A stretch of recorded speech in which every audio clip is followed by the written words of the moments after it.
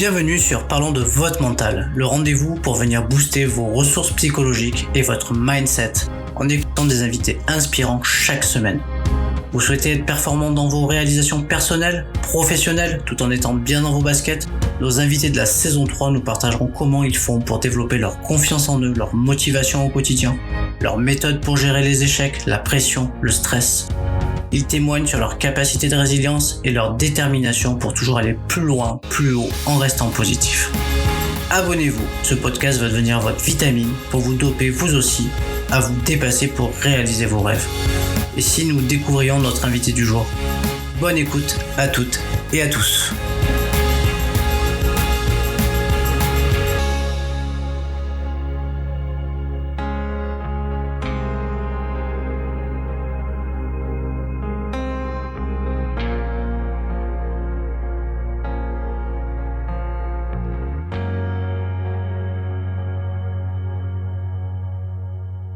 Bienvenue à toutes et à tous pour un nouvel épisode de Parlons de votre mental. On est dans la saison 3, on a déjà fait une petite dizaine d'interviews et j'ai l'honneur et le plaisir de recevoir aujourd'hui Eugénie Girardot. Bonjour Eugénie. Bonjour. Alors Eugénie, tu es cofondatrice de Max de Génie avec Maxime Soulier. Je vais essayer de pas me tromper. Et du coup, tu vas nous expliquer un petit peu, c'est quoi Max de Génie? Alors, Max de Génie, on permet à tous les grands gourmands de se faire plaisir sainement. 5 minutes top chrono, c'est-à-dire qu'on vous propose en fait plusieurs gammes de préparations culinaires à refaire à la maison. Donc, que ce soit du sucré avec des préparations pour gâteaux qui vont avoir un impact réduit sur la glycémie, et également du salé. Plus récemment, on vient de sortir une gamme de préparations pour galettes végétales, pour remplacer un petit peu aussi la viande dans nos assiettes. Tout ça de façon 100% naturelle, puisque nous, notre créneau, c'est vraiment de vous dire, on permet de faire des repas sains, pas ultra transformés, avec des matières premières naturelles et que ça soit facile à refaire à la maison. Donc, vous avez juste besoin de rajouter les ingrédients frais. Ça est souvent les œufs, la matière grasse et le lait, ou par exemple pour les galettes veggie. Et vous avez en moins de 5 minutes top chrono des gâteaux beaucoup plus sains pour la santé, avec un impact réduit sur la glycémie, ce qui veut dire que quand vous mangez une part de fondant au chocolat, vous avez le même impact qu'une pomme sur votre taux de sucre. Donc, c'est assez magique, entre guillemets. Vous pouvez en manger un petit peu plus que d'habitude et entre guillemets, ça ne va pas non plus soit, faire du mal à vos performances sportives ou vous faire du mal aussi, puisqu'on évite en fait le pic de glycémie qu'on peut avoir directement après. Et sur les préparations salées, ça vous permet également d'avoir un bon apport de protéines végétales, de réduire un petit peu aussi notre consommation de viande pour protéger et notre planète et notre santé aussi. Bon, c'est super. Je suppose que c'est parti d'une idée et qui t'a amené du coup à avoir une vision et à créer tout ça avec avec Maxime, c'est ça? Exactement. Donc pour le petit jeu de mots, effectivement, Max de Génie vient de Maxime et Eugénie. On a fondé la société en 2018. On a commencé à vendre nos premiers produits en 2019. Ça demandait quand même pas mal de R&D sur les produits. Et on est parti de plusieurs constats. Alors déjà, il faut savoir dans le contexte qu'on fait beaucoup de sport. On fait tous les deux beaucoup de triathlon, donc on perd quand même pas mal ce qu'on met dans nos assiettes. Et en fait, en 2018, on a plusieurs constats. Le premier, c'est qu'on consommait 4 fois trop de sucre par rapport à ce que recommandait l'Organisation mondiale de la santé. Aujourd'hui, un Français, en moyenne, c'est à peu près 100 grammes de sucre par jour et par personne. Alors, vous allez me dire non, pas moi. Mais en fait, ça va très, très vite. Un yaourt aux fruits, c'est déjà 13 grammes de sucre. Vous allez en retrouver dans le jambon, dans les sauces, dans beaucoup de produits transformés. Donc, notre dose quotidienne de sucre augmente très vite. Et malheureusement, c'est ce qui va créer plusieurs maladies, notamment, ça va engendrer et faire partie des conséquences de plusieurs maladies, notamment le diabète, le surpoids ou les maladies cardiovasculaires. Et le deuxième constat, c'est qu'on passe aussi de moins en moins de temps en cuisine. Alors, ça s'est pas révélé vrai pendant les confinements, puisque tout le monde s'est remis un petit peu au fourneau. Mais on a quand même perdu à peu près 25% du temps qu'on passait en cuisine en l'espace de 20 ans. Donc, les gens vont se tourner plus facilement vers des produits aussi ultra transformés qui sont bons pour la santé. Donc voilà. Et ça vient aussi évidemment d'une histoire personnelle, puisque moi, je suis issue d'une famille de meuniers. J'ai grandi dans la boulangerie-pâtisserie depuis toute petite, donc j'ai vraiment grandi au milieu de la farine. Et donc la pâtisserie, ça a toujours été un sujet très important pour moi, vraiment un moment de partage aussi avec mes proches. Et en 2017, avec mes cousins, on avait toujours le plaisir de partager des pâtisseries avec nos grands-parents le dimanche. J'ai malheureusement mon père qui était diabétique de type 2 et j'ai été un petit peu confrontée à la situation du dimanche midi avec le Paris-Brest en bout de table. mon grand-père qui le regardait avec des grands yeux en se disant ça me donne super envie, mais par contre, je peux pas y toucher sinon je vais faire exploser ma glycémie. Et là, je me suis dit, c'est quand même pas normal de devoir, entre guillemets, se priver alors qu'on est dans un moment de partage en famille. Et donc, pourquoi pas trouver des solutions pour que tout le monde puisse se faire plaisir avec des produits plus sains, des produits qui vont aussi avoir un impact réduit sur la glycémie. Parce que, mine de rien, aujourd'hui, le diabète, ça touche quand même presque 5 millions de personnes en France. Et en plus, quand on creuse vraiment le sujet, on se rend compte que c'est important, non pas que pour les personnes qui ont du diabète, mais pour tout le monde, puisque l'indice glycémique, ça régule vraiment notre énergie au quotidien. Donc voilà, donc l'histoire est partie de plusieurs points, dont les sujets personnels et aussi fait global qui est on consomme trop de sucre aujourd'hui et trop de produits à transformer. Donc on a voulu apporter un peu notre touche à l'alimentation de demain et apporter des solutions qui soient plus saines et plus fonctionnelles aussi en l'espace de 5 minutes top chrono. Bon, ben, franchement, je dis génial. Hein. Moi, j'ai assisté pendant 2 jours à une sorte de colloque, de séminaire sur la promotion de la santé. Et voilà, et du coup, ils mettaient en relief, en tout cas, l'effet du sport, également l'effet de la nutrition sur, sur la santé et les intérêts aussi pour l'ensemble de la population, aussi bien les jeunes que les adultes. Et c'était intéressant. Donc, c'est vraiment un vrai sujet d'actualité quand on voit aujourd'hui que la plupart des jeunes se nourrissent mal, préfèrent aller dans des kebabs ou dans des fast-foods. Je crois qu'il y a un vrai, et puis il y a un déficit de sport de cette nouvelle génération qui passe beaucoup plus de temps sur les réseaux sociaux et qui sont beaucoup addicts aux écrans. Eugénie, si tu es d'accord, pour qu'on apprenne un petit peu mieux déjà à connaître ta personnalité, je te propose de faire un petit portrait chinois couplé questionnaire de Proust pour en savoir un petit peu plus sur tes goûts, tes couleurs, les qualités qui t'animent, etc. Avec plaisir. Allez, c'est parti. Ok. Alors, Eugénie, si tu étais une couleur, quelle couleur serais-tu et pourquoi? Je serais le jaune, parce que je trouve que c'est une couleur qui est lumineuse, dynamique et qui apporte aussi de la joie, je dirais. Et je pense que c'est important dans le monde actuel et qui est aussi une couleur qui est assez challengeante. Si tu devais choisir un moment de la journée, quel moment de la journée choisirais-tu? Le matin, plutôt le matin, parce que je trouve qu'on a plus d'énergie le matin. Je choisirais plutôt le matin avec plus de luminosité aussi. Ça, je trouve que c'est important. Si tu étais un livre, ou si tu devais choisir un livre qui t'a inspiré, quel livre choisirais-tu? C'est une très bonne question. Alors récemment, j'ai lu le livre de Kylian Jornet. Alors je lis pas beaucoup, j'ai malheureusement pas beaucoup de temps pour la lecture, mais j'ai lu le livre de la biographie de Kylian Jornet et j'ai été très inspirée de par son sportif et humain. Donc ce serait le livre de Kylian Jornet. Si tu étais une citation, quelle est la citation qui te définirait le plus? Difficile comme question. Je suis sûre que j'en ai beaucoup qui pourraient me définir, mais j'en ai pas spécialement qui me viennent à l'esprit maintenant. Si je dirais, alors c'est pas vraiment une citation, c'est plutôt une phrase qui est avant d'abandonner, pense à la raison pour laquelle tu as commencé. Et je trouve que c'est assez fort, notamment dans l'entrepreneuriat, c'est de revenir vraiment sur pourquoi on fait ça. C'est un peu une citation. C'est un peu une citation. Alors, si tu devais citer ta principale qualité, ça serait laquelle? J'aime le challenge. Et je pense que ça, c'est important. Ça, c'est vraiment dans ma vie de tous les jours sur qui je suis, sur mon caractère. Donc, je pense que ça fait partie de mes qualités. Quel est ton principal trait de caractère? Je ne lâche rien. Je pense que c'est ça. La détermination, du coup. Oui, voilà. Je suis très déterminée. Est-ce que tu écoutes des podcasts? Un petit peu. J'en écoute pas beaucoup, mais j'en écoute un petit peu notamment sur le côté business. J'écoute le podcast de Mathieu Stéphanie, Génération Do It Yourself. Si tu étais un sport, quel sport serais-tu? C'est difficile aussi parce que j'en ai fait beaucoup dans ma vie. Je pense que celui qui me représente le plus, c'est le rugby quand même. Le rugby. Tu as joué au rugby? Tu joues encore peut-être? Non, j'y ai joué pendant, je pense, une dizaine d'années.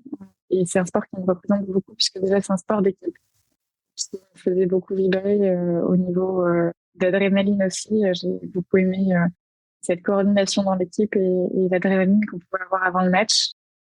Et je trouve que c'est un jeu intéressant de construction aussi, de technique, de tactique. Et puis, c'est une belle concrétisation quand on marque un essai du travail d'équipe. Ce serait potentiellement le sport qui me représente le plus. Comme on est quand même un petit peu dans le côté passionné cuisine et nutrition et sport, quel est ton plat préféré et ton dessert préféré? Très bonne question aussi, très compliqué pour moi d'y répondre, puisque j'ai un milliard de plats préférés. Je dirais que je vais être assez classique dans le dessert préféré, c'est le fondant au chocolat. J'ai un gros faible pour le fondant au chocolat et j'avoue que c'est assez irrésistible. Et pour le plat préféré, j'aime beaucoup les Saint-Jacques. Donc c'est un mets que je ne consomme malheureusement pas souvent, mais je consomme avec beaucoup de plaisir dès que j'ai la chance d'en avoir. D'ailleurs, dans l'entreprise, vous n'avez pas développé un fondant au chocolat, le chocolate clover? Exactement. On a un fondant au chocolat et clairement, ça fait partie de mes préférés. Ok. Allez, une petite dernière. Si tu devais choisir une musique, quelle musique choisirais-tu? C'est vraiment des questions qui sont complexes. Plutôt classique, plutôt R&B, plutôt... Après, tu peux aller, pas forcément cibler une musique particulière, mais plutôt un style de musique. Je choisirais une musique des années 80, rock français, ou pas forcément français, mais une musique parce qu'elle me donne la pêche et parce qu'on peut danser dessus facilement. Ok. Bah, écoute, merci beaucoup pour ce petit portrait chinois. On va revenir sur ton parcours. Qu'est-ce qui t'inspire ton parcours à ce jour? Qu'il a été pas très conventionnel. Parcours, qu'est-ce qui m'inspire? C'est une question compliquée. Aujourd'hui, alors peut-être pour remettre dans le contexte, moi, mon parcours, c'est un parcours jusqu'au bac en France. Ensuite, j'ai fait mes études à l'étranger. Donc, je suis partie directement en Angleterre pour faire une école de commerce en Angleterre. J'ai pris un an de césure au milieu puisque j'avais pas beaucoup d'expérience professionnelle. Donc, je voulais un petit peu aussi, moi, savoir vers quel terrain m'orienter pour mon avenir professionnel. Donc, j'ai pris un an de césure après 2 ans d'école. Je suis allée travailler un an aux États-Unis, à New York, pour 2 entreprises en supply chain sur des ustensiles en fait un peu eco-friendly où je travaillais beaucoup sur la supply chain et c'était très intéressant mais un peu du greenwashing. Donc au bout de 6 mois, j'ai souhaité avoir un peu plus de sens dans ce que je faisais et je suis partie en tant que commerciale pour Saint-Michel, pour les galettes Saint-Michel, les petits biscuits. Donc ça, c'était super de pouvoir vendre des produits français aux Américains et c'était que du bonheur en tout cas de pouvoir vendre le savoir-faire. Et ensuite, j'ai fait un master à Londres, donc toujours en école de commerce. Donc, j'ai eu un parcours un peu assez international qui m'a beaucoup ouvert les yeux sur des cultures différentes, sur les besoins différents des gens, sur la food aussi. Dans l'entrepreneuriat, c'est ce qui est assez étonnant, puisqu'on peut considérer que la France est le pays de la gastronomie, mais on est un peu en retard sur les innovations alimentaires, puisqu'en fait, la tradition est très, très ancrée dans le commerce. Et après, l'entrepreneuriat, c'est un parcours très, très riche. C'est-à-dire que nous, on a sauté dans l'entrepreneuriat directement après nos études, donc on n'avait pas d'expérience professionnelle plus que ça, à part moi, un an de césure à l'étranger en stage. Donc, c'était un parcours qui nous en apprend tous les jours. On en apprend toujours, évidemment, toujours aujourd'hui. On a eu beaucoup de chance d'avoir des gens autour de nous qui nous ont épaulés pour puisse faire ce parcours, puisque voilà, c'est pas facile au quotidien et on sait bien que le parcours d'entrepreneur, c'est un peu des montagnes russes. Donc, on a eu énormément de chance d'être très bien entourés, en tout cas, pendant tout ce parcours. Génial. De quoi tu es le plus satisfaite? Je pense de ce qu'on a aujourd'hui pu construire après 4 ans d'entreprise. Je trouve que voilà, même si on a eu des hauts et des bas, et on a eu beaucoup de bas, je pense qu'on peut être fier aujourd'hui de ce qu'on a pu construire, de l'équipe aujourd'hui, de nos produits, du fait que les gens nous fassent des retours super et c'est des gens qui adorent nos produits. Donc, je pense que c'est ça notre plus grande fierté et notamment d'avoir aujourd'hui, par exemple, c'est vraiment une toute petite cible de nos consommateurs, mais on a beaucoup d'enfants qui font du diabète de type 1, donc c'est du diabète généralement à partir ça peut être de 2, 3 ans, 4 ans, c'est assez jeune au cours de leur vie et on propose vraiment des solutions qui leur permettent de partager des goûters avec leurs copains, de partager des goûters sans trop stresser par rapport à leur glycémie. Et ça, c'est un vrai plus pour des familles et pour les enfants. Donc ça, pour nous, c'est un bonheur au quotidien. Bah ouais, je comprends. Surtout que les enfants, ils aiment quand même beaucoup le sucré. Et en tout cas, on les incite à manger du sucré parce que la nourriture est sucrée. Mais en tout cas, c'est chouette de pouvoir aider les enfants à pouvoir, on va dire, vivre ces moments de partage avec leurs copains. C'est ça, voilà. Pour avoir des anniversaires comme les autres, avoir le goûter de la pause récré comme les autres. Ça, c'est un vrai bonheur. C'est important. Si je te dis rendre possible l'impossible, est-ce que c'est quelque chose qui fait écho à ton parcours? 3000%, puisque jamais n'est rien, c'est absolument pas gagné d'avance, toute façon de créer quelque chose. Il y a eu mille choses impossibles finalement qui se sont dénouées pour être possibles. Donc oui, moi je crois beaucoup dans cette devise. Je pense qu'il y a rien d'impossible. Ok, mais en tout cas, voilà, c'est une phrase que je donne souvent dans le podcast parce que très souvent, on se fait une vision de certaines choses qui peuvent nous paraître impossibles parce que souvent dans le regard des autres, ça leur paraît impossible, mais très souvent, au final, quand on creuse un peu, finalement, les choses peuvent être largement possibles en se donnant les moyens de les réaliser. Totalement. Et c'est exactement ça. En se donnant les moyens de les réaliser. C'est exactement ça. On va parler de mental et on va surtout introspecter le tien. L'objectif, c'est de vraiment nous donner un petit peu, toi, tu es une entrepreneuse. Du coup, tu prends des risques chaque jour, parce que l'entreprise, c'est prendre des risques chaque jour. Et du coup, tu vas nous parler un peu de mental et de ta philosophie de ce mot-là. Si tu devais le définir, le mot mental, comment tu le définirais, toi? Déjà, je lui donnerais la qualité d'être essentielle.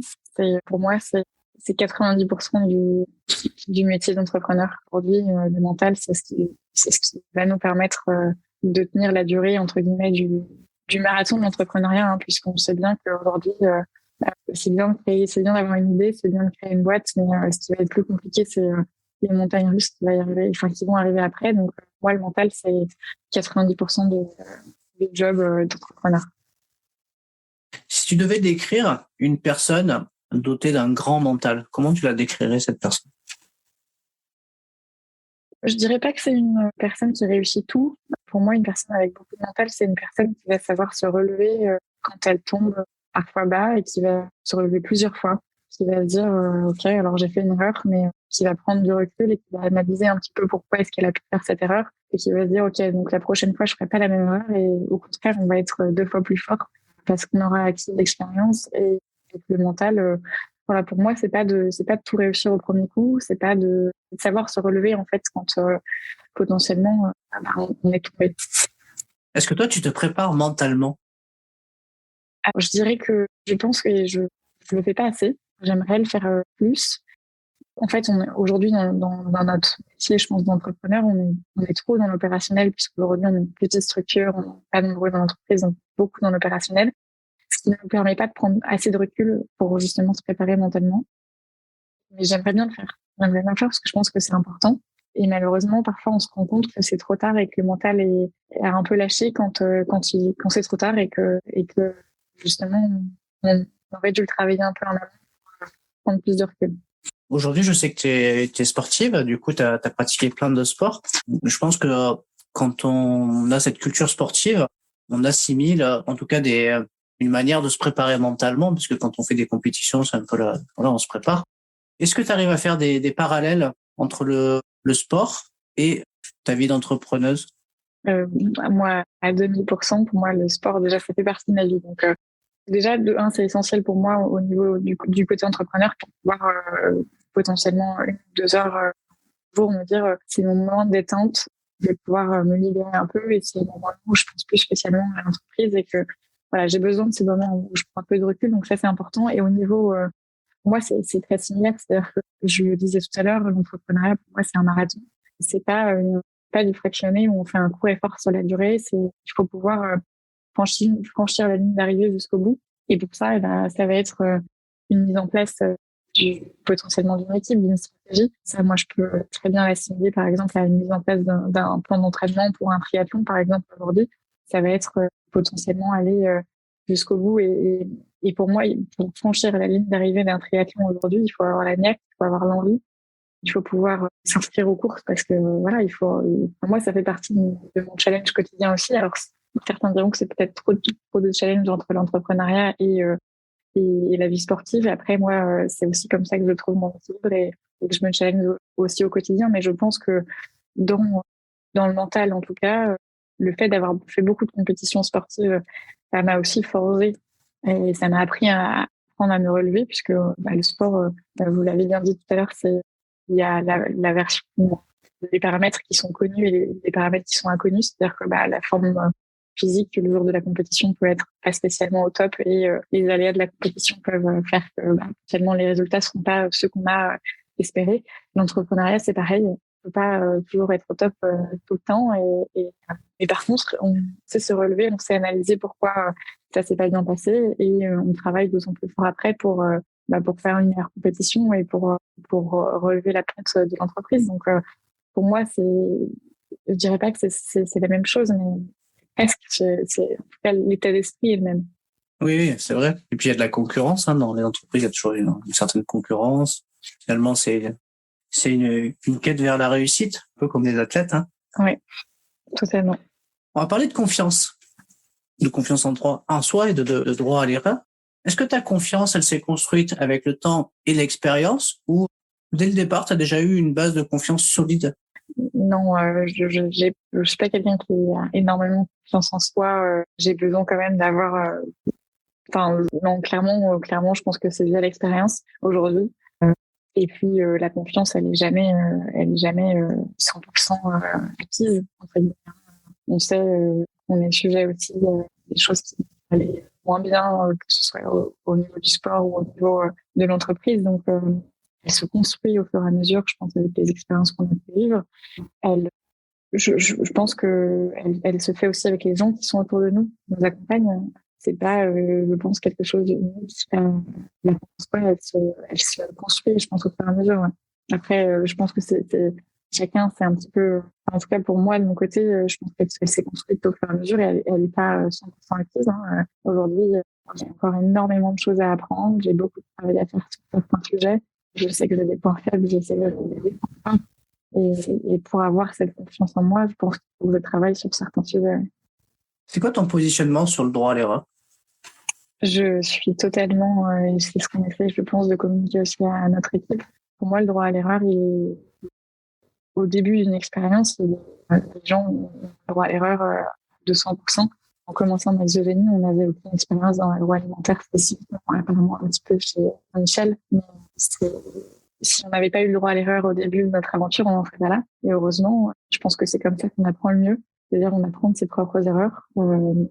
Et donc, je pense qu'au début d'une expérience, pour moi, le droit à l'erreur, il est important. Au fur et à mesure, je pense que il se réduit, évidemment, puisque quand on a acquis une certaine expérience dans un domaine, au bout d'un moment, le droit à l'erreur, il faut qu'il soit quand même maîtrisé sur le sujet sur lequel on travaille. Et si on veut s'estimer potentiellement assez expert dans un domaine, dans un métier, il faut que le droit à l'erreur soit quand même limité. Mais je pense qu'on a toujours un droit à l'erreur. L'erreur est humaine, on a le droit de les faire. Et au contraire, je pense que ce qui est important après l'erreur, c'est de savoir analyser pourquoi l'erreur a été commise. Et pouvoir potentiellement justement se remettre en question suite à cette erreur. Je pense que c'est surtout le sujet important, c'est de pouvoir se remettre en question. Et donc pour moi, le droit à l'erreur il est humain et je suis assez ouverte sur le sujet, à part éventuellement quand on se considère comme expert sur certains métiers, où là, le droit à l'erreur est réduit. Mais encore une fois, pour moi, il faut pas l'oublier et il faut jamais l'interdire puisque l'erreur est humaine. Si je te dis le regard des autres, est-ce que ça t'évoque quelque chose? Oui, ça m'évoquait beaucoup avant mes études en Angleterre, parce que j'étais quelqu'un de très timide. Je faisais très attention à ce que pensaient les autres. C'était très important pour moi. Après un passage en Angleterre, où pour le coup la culture est un peu plus ouverte, je pense qu'en France, je suis revenue en me disant de toute façon, j'ai rien à perdre, donc pourquoi pas faire ce que j'ai envie de faire et puis les autres, en fait, on s'en fiche un peu et puis je vis ma vie. Donc, je pense que ce passage en Angleterre et à l'étranger m'a beaucoup aidé justement à me détacher de ce regard des autres, beaucoup moins timide. Ça a été un vrai plus pour moi. Et je pense qu'à partir du moment où on se détache un peu du regard des autres, ça nous laisse un peu plus libre aussi de faire ce qu'on a envie de faire. Donc, je pense que moi, j'en ai été un peu malade de ce regard des autres, de par cette timidité un peu maladive au début. Et ça m'a beaucoup libérée, justement, de pouvoir me détacher de ce regard des autres et de dire, en fait, de toute façon, t'as rien à perdre et tu le fais pour toi. Donc, vas-y. C'est ton expérience, du coup, en Angleterre, mais aussi à New York. Je pense que ça t'a aidé. Oui, totalement. Je pense que déjà, les cultures anglo-saxonnes sont un peu portées peut-être sur le regard des autres. Alors, évidemment, je pense que ça dépend des expériences de chacun. Ça m'a beaucoup aidé à me lancer, ouais, je pense que c'est plus ça.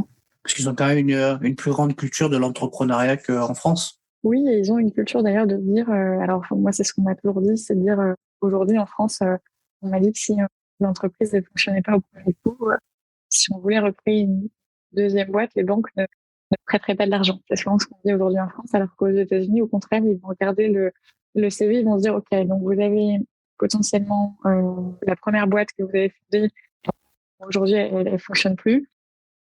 Bah écoutez, justement, on va vous prêter de l'argent puisque vous avez appris vos erreurs et puis je suis sûre que sur cette deuxième boîte, vous ne ferez pas les mêmes erreurs. Donc, c'est pas du tout la même mentalité aujourd'hui. On est plus sur le concept de l'apprentissage d'essais-erreurs et en se disant que du coup, plus on essaie, plus finalement on a des chances de réussite au bout. Après, je pense que les mentalités sont aussi en train de changer en France et on reste dans un très beau pays pour entreprendre. Mais effectivement, je pense que la mentalité, en tout cas anglo-saxonne, sur le sujet, sur l'entrepreneuriat, est beaucoup plus ouverte que la mentalité française. D'où l'intérêt d'aller, quand on fait des études, notamment dans le commerce, d'aller voir un peu ce qui se passe ailleurs. Totalement. On va parler de motivation. Quand on est entrepreneur au quotidien, comment on fait pour se motiver chaque jour? Alors nous, il y a un truc qui nous motive beaucoup, c'est de rencontrer nos clients. Alors nous, on a un produit qui est en B2C, donc on a la chance de pouvoir les vendre aux clients directement et voir l'impact que ça peut avoir sur nos clients, les retours clients. Ça, c'est une motivation quotidienne qui est incroyable. Ça, c'est un sujet. Après, on a de la chance d'être deux cofondateurs. Donc, quand il y en a un qui est un peu moins motivé, souvent, l'autre nous tire vers le haut et inversement. Donc ça, je pense que c'est très important. C'est surtout d'être bien entouré parce que on a beau avoir un mental d'acier, le marathon de l'entrepreneuriat, il faut quand même pouvoir le vivre au quotidien. Et nous, ça fait 4 ans aujourd'hui. Je vais pas vous mentir, il y a eu des fois où moi, au tout début de l'aventure, j'ai appelé mes parents en pleurant, en disant on n'y arrivera jamais, ça va être terrible. Et j'ai eu énormément de chance d'avoir des gens autour de moi qui me disaient si, en fait, vous allez y arriver, vous allez vous accrocher. Et je pense que d'être entouré quand on se lance dans l'entrepreneuriat, c'est essentiel. On n'a pas le choix. Il faut avoir des gens qui, au quotidien, nous aident et nous boostent aussi parce que voilà, mentalement, c'est quand même des charges qui sont lourdes à porter. Et donc, ouais, pour moi, la motivation, elle effectivement, elle vient du mental d'acier qu'on peut se créer au fur et à mesure, mais elle va venir aussi des gens qui nous entourent, que ce soit nos clients, des proches, des gens avec qui on travaille. Pour moi, il faut aller essayer de puiser un petit peu cette motivation aussi dans les gens. Oui, l'environnement, il est important, hein, d'avoir des gens qui soutiennent et qui croient dans le projet. C'est très important. Oui. Est-ce que selon toi, il faut avoir un plan pour réussir? C'est une bonne question. Moi, je dirais qu'à titre personnel, j'aime avoir un plan projeté sur le futur. Après, en tant qu'entrepreneur, il faut être extrêmement flexible. Ce plan, on sait très bien qu'il ne sera pas respecté à la lettre. On a beau créer 1000 business plans. Un exemple type, c'est qu'on s'est lancé il y a 4 ans. Pendant ces 4 ans, on a eu 2 ans de Covid. On a eu la guerre en Ukraine, des inflations de matières premières, des ruptures de matières premières. Honnêtement, si vous m'avez dit il y a 4 ans, construis-moi ton business plan et dis-moi potentiellement comment va se passer ces 4 prochaines années, jamais on aurait pu prédire le Covid, la guerre en Ukraine. Oui, je pense que c'est important de savoir où on va. En tout cas, moi, dans mon cas, j'ai besoin de savoir où je vais. Par contre, je pense qu'une qualité principale d'un entrepreneur, c'est de savoir être flexible et de savoir rapidement se retourner et s'adapter, en fait, aux conditions actuelles, puisque voilà, les 4 dernières années nous ont prouvé à quel point il fallait savoir potentiellement se tourner sur des idées potentiellement différentes, sur d'autres fournisseurs de matières premières, se tourner sur des canaux de distribution différents. Et je pense que cette flexibilité, elle est clé, parce que on a beau imaginer un plan parfait et au final, on sait que ça se passe jamais comme ça. Et même les investisseurs savent que le business plan potentiellement va varier en fonction des conditions sur les prochaines années. Donc, je pense que ça dépend des gens. Il y a des gens qui fonctionnent très très bien juste sous la pression et qui n'ont pas besoin d'avoir de plan. Moi, dans mon type de caractère, j'ai besoin d'avoir un plan à long terme. Mais ce qui reste clé, c'est d'être adapté et d'être flexible tout au long de ce plan-là. Oui. L'adaptabilité, c'est un peu comme dans le sport. Dans le sport, on ne sait jamais comment, on n'est jamais à l'abri d'une blessure ou de quelque chose qui fait que finalement le plan n'est pas celui qu'on s'était mis au départ et on réadapte, quoi. L'objectif étant d'aller vers l'objectif. Exactement, c'est exactement ça. Et oui, je pense que ça résume super bien en fait, parce que c'est exactement de dire voilà, on a un plan, l'objectif c'est ça, mais on peut y aller par le chemin X ou par le chemin Y. Il va falloir s'adapter à chaque fois pour aller vers l'objectif. Ouais. C'est ce que font très très bien les enfants d'ailleurs, et qu'on oublie souvent, c'est-à-dire que quand ils ont une idée en tête, ils vont utiliser tous les stratagèmes qui sont à leur disposition pour pouvoir, à un moment donné, s'ils ont un non, ben hop, ils vont passer à côté pour obtenir un oui, ou en tout cas ils vont trouver une stratégie pour essayer d'avoir ce qu'ils veulent. Donc c'est toujours intéressant de garder ça en tête. Et ils ont beaucoup d'imagination, effectivement. Et je pense il faut garder cette innocence aussi des enfants et leur imagination pour justement s'adapter aux différentes situations. On va parler un peu de pression et de stress. Je suppose que voilà, quand on est entrepreneur, on vit la pression, on peut vivre des stress positifs ou des stress plutôt inhibants. Comment tu fais pour gérer au mieux ces périodes-là? Est-ce que tu as des techniques, des choses que tu utilises? Alors j'aimerais vous dire que je fais beaucoup de méditation et je fais du yoga. J'ai pas le temps, malheureusement. J'aimerais beaucoup plus mettre en place ce genre de choses. J'ai beaucoup entendu parler de la sophrologie, etc. Donc c'est des sujets que j'aimerais vraiment travailler sur le long terme. Aujourd'hui, moi, mon seul moyen de décompresser un petit peu, c'est le sport. J'essaye d'en faire au moins 1 heure par jour. Et c'est vrai que ça m'aide beaucoup à sortir un petit peu du quotidien de l'entreprise, puisque c'est vrai que ça reste une charge mentale qui est quand même assez importante. Mais voilà, pour l'instant, moi, c'est que le sport, mais j'aimerais poser dans plus de sujets de sophrologie, des sujets, voilà, un petit peu plus spirituels aussi, parce que je pense que c'est important pour le long terme, vraiment de stabiliser aussi ce côté stress et charge mentale. Oui, on en parle beaucoup de la santé mentale, et c'est vrai que le sport, c'est une vraie solution, je veux dire, pour pouvoir se défouler, s'oxygéner. Alors après, il y a tout type de sports qui peuvent être utiles à chacun. À chacun de choisir, comme je dis, c'est à chacun de choisir le sien. L'objectif étant de choisir un sport qui nous plaise et qui nous passionne, où on va se tenir à faire régulièrement. Et pas j'en fais un jour et puis j'arrête une semaine, et tenir sur la régularité. C'est un peu ça. Allez, une de nos dernières questions. Pour avoir une force mentale, il paraît qu'il ne faut rien lâcher. Qu'est-ce que tu en penses?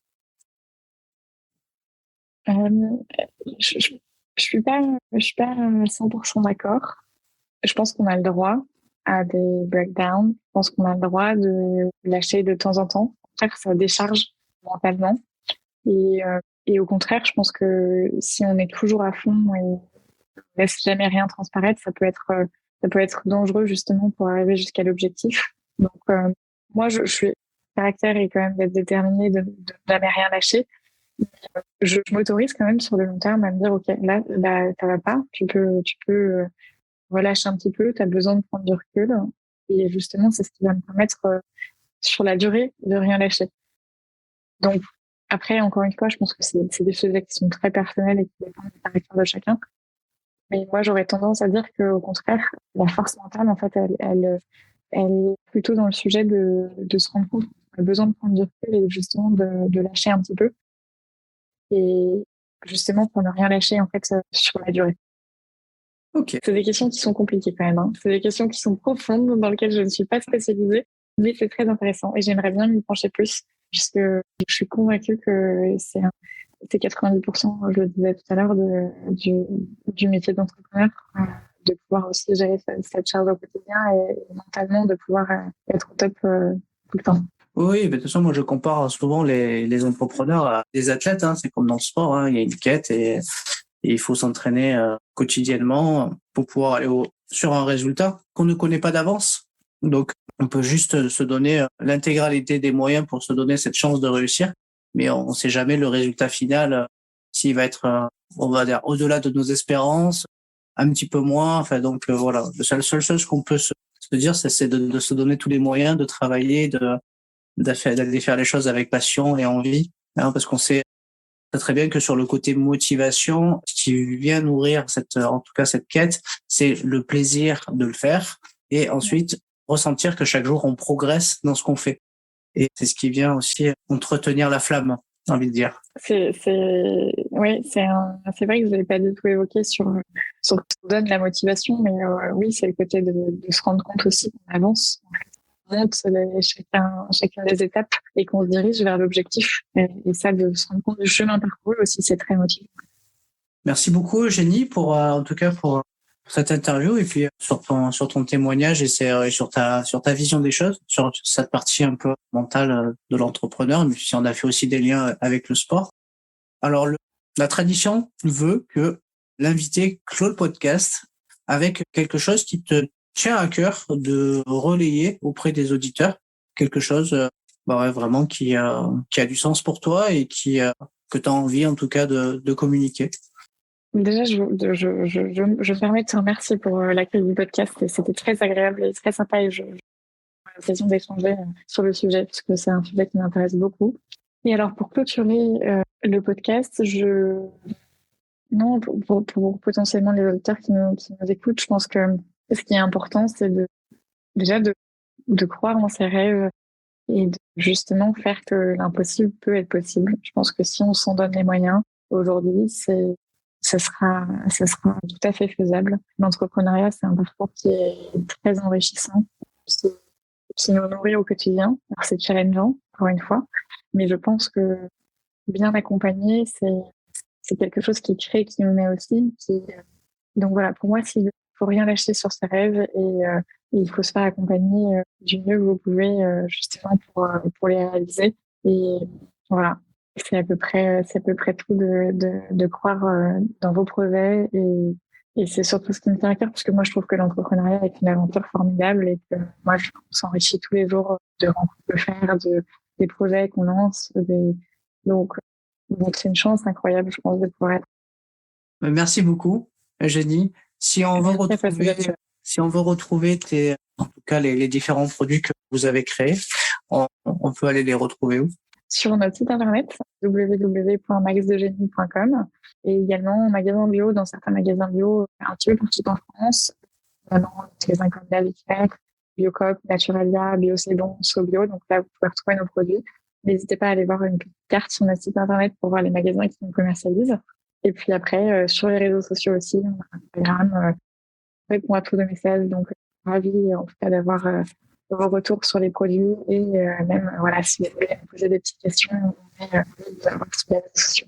Merci beaucoup. Et puis, je souhaite une longue vie à votre aventure entrepreneuriale, parce que c'est chouette de pouvoir œuvrer, en tout cas, pour du coup la santé du plus grand nombre. Voilà, de réduire le sucre et puis voilà quoi. Qui dit bonne santé, dit moins de médicaments et plus de bien-être. Donc c'est chouette. Exactement. C'est plutôt du préventif que du curatif, c'est pouvoir se faire plaisir avant et puis surtout nos produits sont quand même gourmands, donc c'est aussi le plaisir avant. Merci beaucoup. C'est vrai, le plaisir avant. Merci à toi, Sébastien. Merci beaucoup en tout cas. Avec grand plaisir. À très bientôt. Au revoir. À bientôt. Au revoir. Si cet épisode t'a plu, tu peux le partager en me taguant ou en lui laissant 5 étoiles sur Apple Podcast. Tu pourras aussi être tiré au sort pour gagner un test OMSAT pour évaluer tes qualités mentales.